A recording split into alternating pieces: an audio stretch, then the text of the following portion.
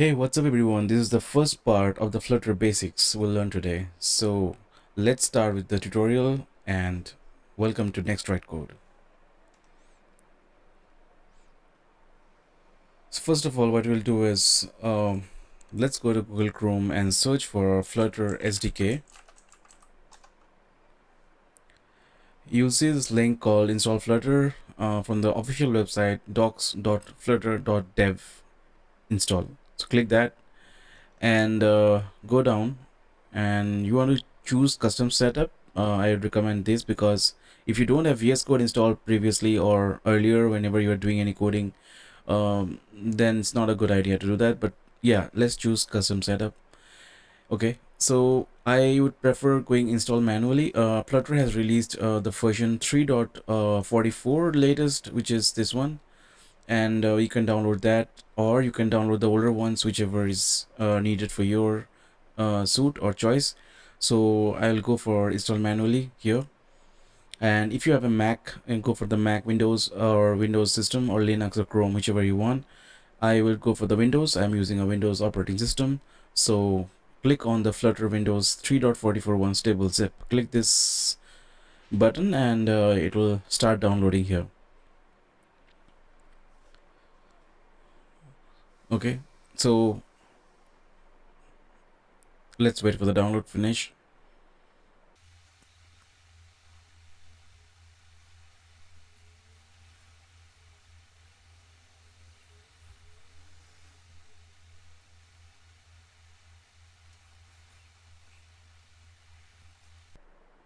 Okay, so our download is complete, and now let's head on to the next installation, which is VS Code.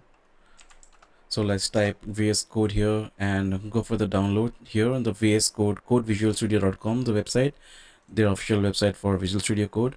I will not download this because I already have VS Code in my system. Earlier I used to do it in projects. If you want to download it, you have to go for this, either Windows, or if for Linux, you can either install the .deb file for Debian Ubuntu, or Red Hat for the other versions, and for Mac you can go for Mac OS 12.0 plus. So click on this and your download should start up. Once you have installed the VS Code, let's head on to the VS Code. So this is our VS Code. All right, so what you need to do is, I'll close this. Okay, so you'll be presented with this blank screen, nothing. So if you don't have any project opened, it will be like this. But what we need to do is we need to have Java in a system, because when you're running a emulator, so that needs Java. Yeah, if you have used Android Studio, sometimes Java comes pre-built with it. When you are installing Android Studio, it comes with the Java latest, or it gives the latest version of the JDK, Java Development Kit. But here we're not doing the Android Studio, we are doing Flutter, so everything is customized. So let's head on to install the Java first, and for that, again, let's go to our Chrome and search for Java JDK. Okay, so here you have Java downloads from oracle.com. Go here, head on to this website, and install the latest version, whichever is latest now. So I believe 26 is the latest. So for the Windows, go here, download it. I'll not be downloading it, I already have Java. Now after you have downloaded these three things, what you need to do is, first of all, if you're on Windows, so right click the Windows icon, go to System, and head down to Advanced System Settings here. Click on Environment Variables, and if you see this box coming up, so that's user variables for my name and system variables for this one. Now here you have path. This path stays like, okay, this is the path of, or root path of my system, whichever your JDK or your system variables need to take the software from, right? So that path you need to set here. So click on the path and click on edit, and you have to set the Dart SDK bin. So why you need to set this? Because when you're going to run VS Code, you have to check the Dart or the Flutter is getting installed or not. Otherwise you can't run any Flutter app in VS Code. So you have to use the path, exact path from tools, Dart SDK bin. Now how you get that is you go to your Flutter SDK, whichever you downloaded. So for me, it's in my softwares folder, Flutter SDK here. So if I go here inside this, I have probably bin, yeah. So I just take this entire path and I just paste this. Or if you have Dart SDK, so you have to go to C, as for me is C, tools, Dart SDK here, and bin. So I just get this exact root path and I just paste it in my path here. I click on edit and just click a new folder, a new row here, and add the entire path of Dart SDK, whichever you get. Now, after you have done that, restart your system once so that everything gets loaded and pre-boot, everything refreshed, and Windows loads all the dependencies or directories properly. And now what you do is you open VS Code and click on a new folder probably. So I'll choose open folder, and for this tutorial I'll create a new folder. So I'll go to my NexDroidCode folder and go to Flutter tutorials here in Flutter Basics.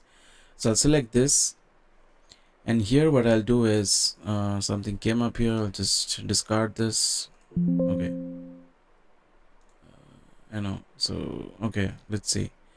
Maybe I've opened the wrong folder probably. Okay, yeah. So I'll create a new folder. This folder contains some video files from my YouTube. So what I'll do, I'll create a new folder. It's like Flutter coding basics. Yeah. So I'll create this folder. Yeah, fresh new folder. No files are included here. So what you do is, if you're on Windows system, you press Control Shift P and you get Flutter new project. If you're on Windows, go give Command Shift P. So these two the things. So click on Flutter new project and it'll ask you for application, empty application module package plugin. So we are creating an app here, right? So we'll go for the application part. So click on application and it'll ask you the path where you want to set the Flutter project. So I'll choose that same folder which I've created right now, Flutter coding basics, and you select the folder to create project in. Click on this button. Let's give a name to our project. So let's say I'll give Flutter intro module, something like that, and keep in mind you have to give camel case, or you have to give underscores between the text. You cannot give any white space or any uppercase characters in your project name. So yeah, enter that, and it'll ask you which platforms you want to run for. So Android, iOS, Linux. Well, let's deselect web for now, because I'll take a different series for the web upcoming. So yeah, I'll put that, and unselect Windows, Mac OS, and Linux, because I'm not running. So we're only running the Android and iOS. Okay, so click on OK and let it build. Okay, so it'll build you the project, and it'll take some time to initialize the Flutter SDK. So once it's done, you will see the entire project directory created on the left hand side. Well, in the meantime, it creates. I have also opened Flutter Facebook page, Instagram, Twitter, LinkedIn. So all my contents of this series will be there. So do check out the Flutter tutorials there also. If you have any friends of yours, do recommend them in your Facebook page or Instagram. So yeah, our project is up and ready, and as you can see on the left hand side, all the directories are created from Android, iOS, lib, test, and we have the pubspec YAML file. So that is very important. Now what this file is, let's check it out. Let's click this and we'll see a bunch of scripts written.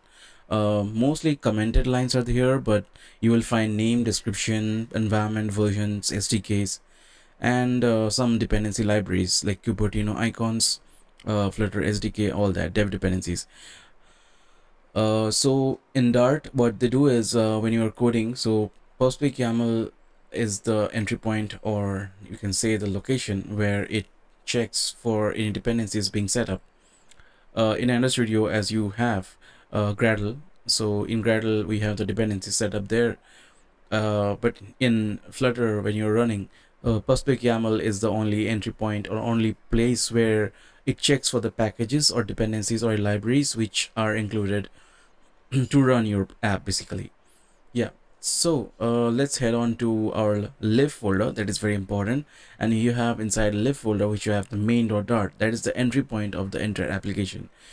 Now here you can create flavors, like if you are using Android or iOS native like Swift, you can run flavors. But on this, we'll not first in this first episode or the tutorial, I'll not explain you what are flavors or what are configurations in Flutter to run.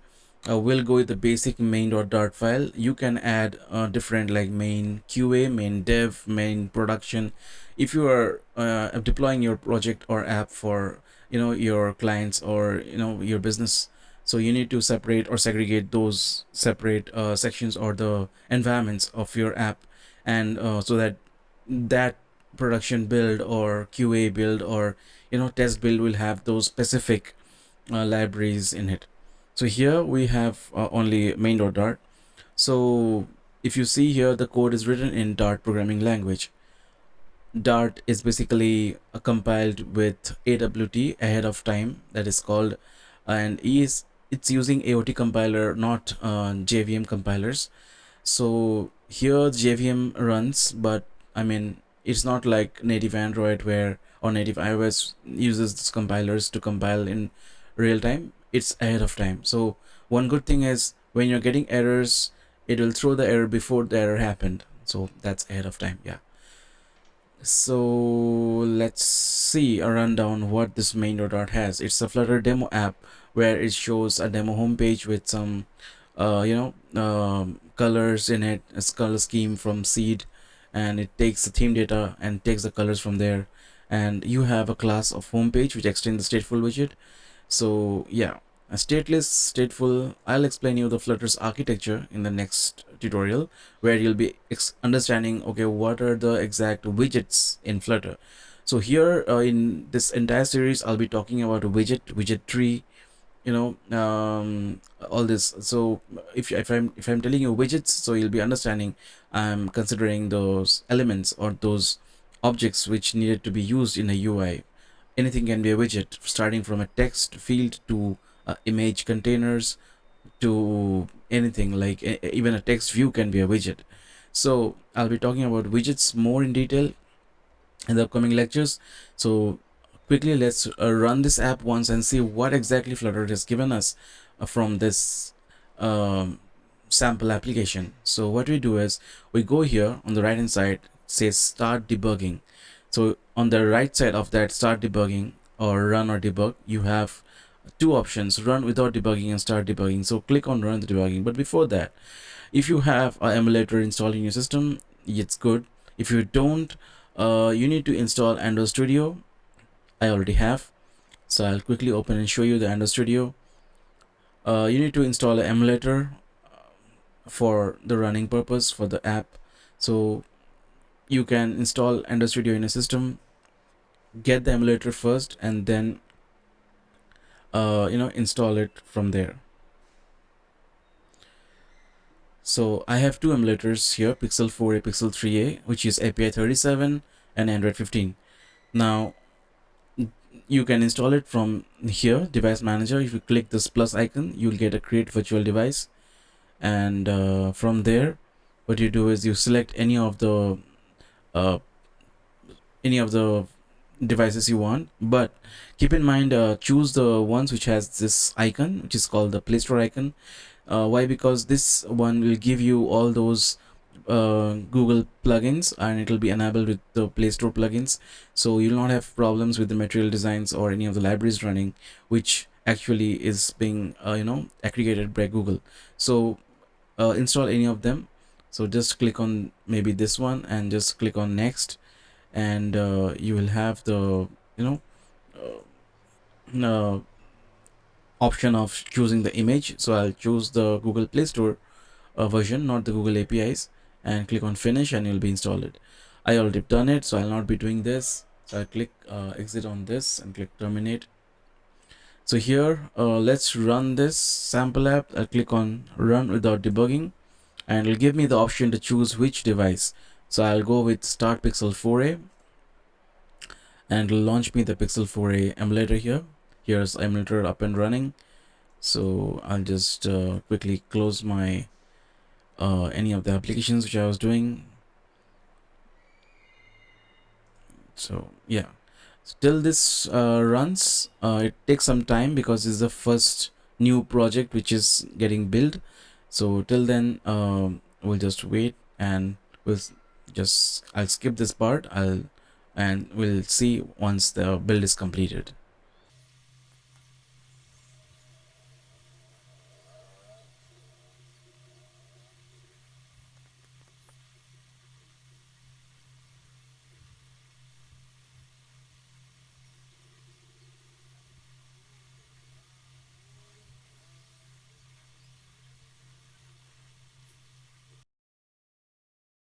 Right, so our app is installed, and let's see what it gives us.